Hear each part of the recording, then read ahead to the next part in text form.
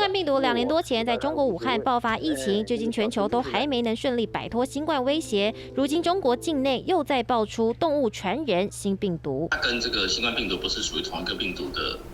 权威医疗期刊在8月4号刊登相关发现，提到在中国山东、河南发现35名急性感染狼爷病毒的患者，检验26人，其中100%出现发烧症状，超过一半的人出现疲劳、咳嗽、厌食或是肌肉痛、恶心，严重甚至血小板减少等等。初步发现，狼爷病毒与2021年在印度孟加拉、加纳都曾爆发过的利百病毒同属。这个利百病毒呢，它其实是有一次人际传播的报告，是在印度的其中一个邦。他那次的传染里面是有发生一个疑似很高度怀疑是院内感染的情形，就会去认为说，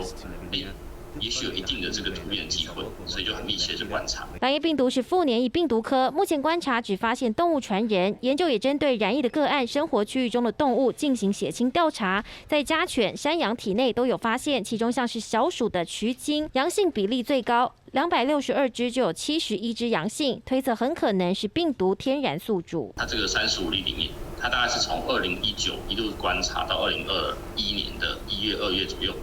那这30多个病例里面，它其实是并没有互相彼此的一些，比如说包含接触啦，或者是说他们住在一起群聚的一些情形。研判个案是个别被动物传染，追踪染疫9名个案家人和接触者目前都没被感染，但狼爷病毒是否会人传人，造成大规模传播，都还得持续密切观察。3立新闻王千伟、柯培轩台北采访报道。